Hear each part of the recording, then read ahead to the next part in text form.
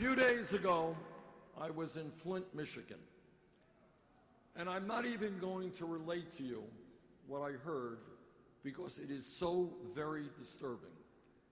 I mean, to hear about children who are being poisoned by the water that they have drank for the last several years, and seeing parents telling me, now can you imagine being a parent and seeing the intellectual capabilities of your own child decline significantly over a 2-year period? It is hard to believe. It is unspeakable, unspeakable. And it is not only their water system, it's their educational system, it's their healthcare system. And as I listened to what the people said, I was thinking, am I in the United States of America in the year 2016? Or is this some struggling, impoverished third world country? I could not believe it. It is criminal. But it is not just Flint, Michigan. All over our country, in my own state, we have bridges in disrepair, roads in disrepair, wastewater plants, water systems. We have a rail system in America. We used to lead the world, no longer. Airports, levees, dams. We need to rebuild our crumbling infrastructure.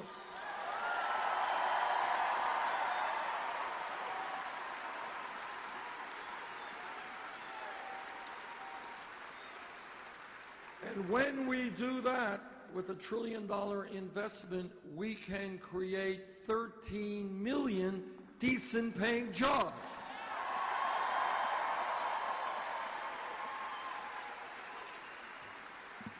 Well, people say, you know, Bernie, that's a great idea. Our infrastructure is crumbling.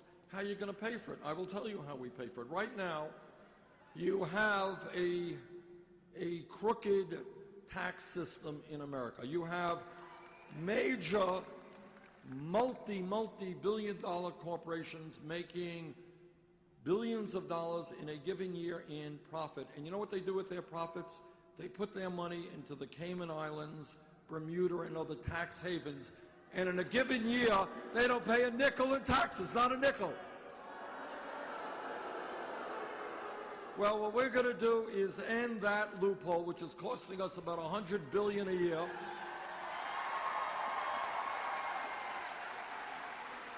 And we're going to invest that money in rebuilding our roads and bridges and water systems and creating 13 million jobs over 5 years.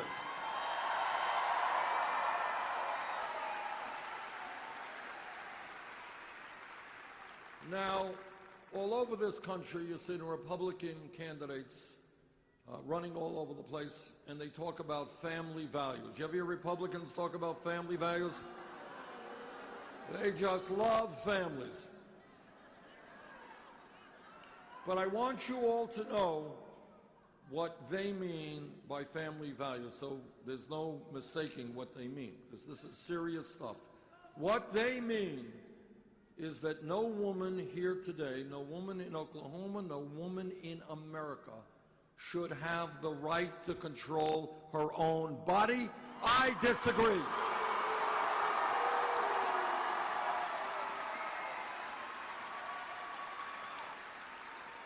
What they mean is that the federal government should defund Planned Parenthood. I believe we should expand funding.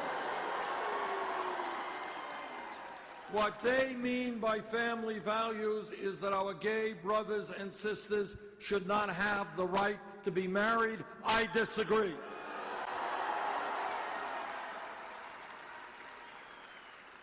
But when I talk about family values, and Jane and I have been married for 27 years. We got 4 kids.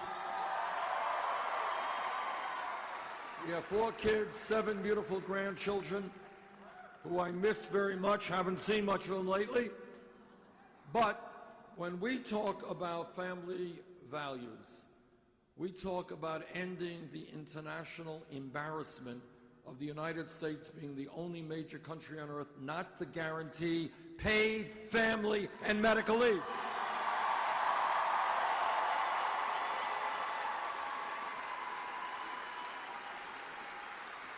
Now, when we talk about a warped sense of national priorities, how does it happen that every other major country and almost all the countries, poor countries, understand that if a woman has a baby, she has the right to stay home with that baby for a period of time?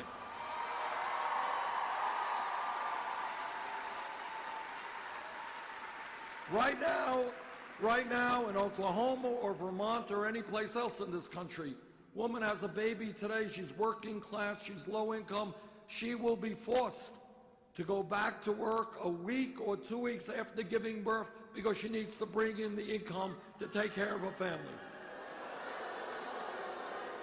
That is not a family value. That's the opposite of a family value.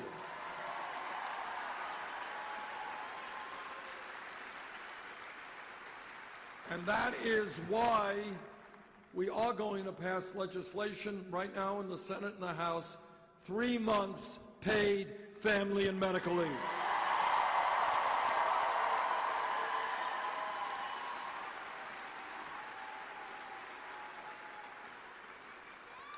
As I go around this country, I talk about a corrupt campaign finance system.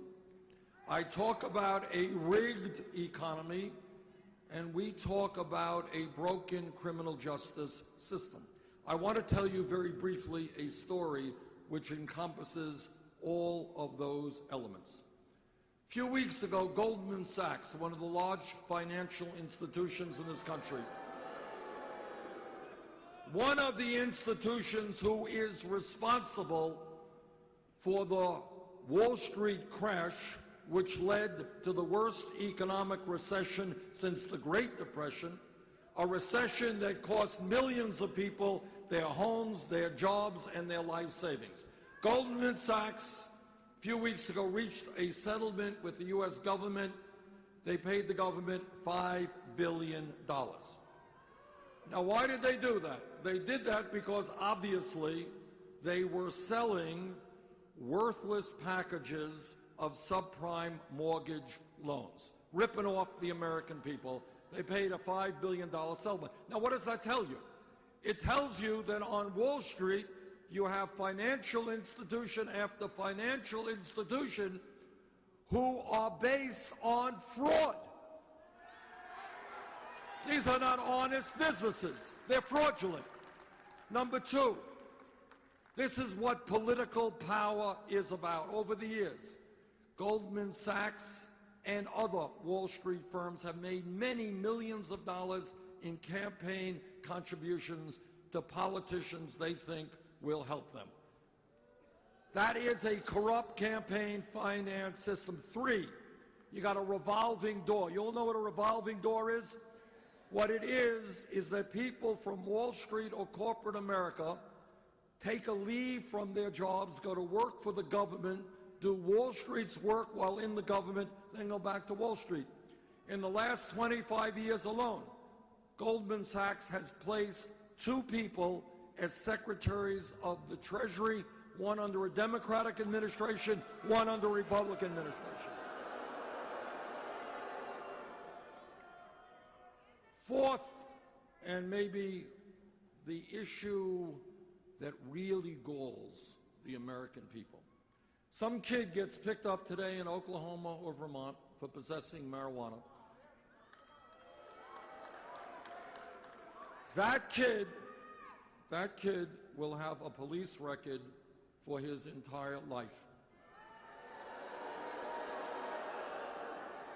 And that is not a joke, because if you have a police record and you go out, you're looking for a job, and your employer says, well, we're interested in you, tell me about yourself, do you have a police record? The kid says, well, yeah, I was arrested for possessing marijuana. What that employer may say is, well, thanks, I'm going to be asking somebody else for that job.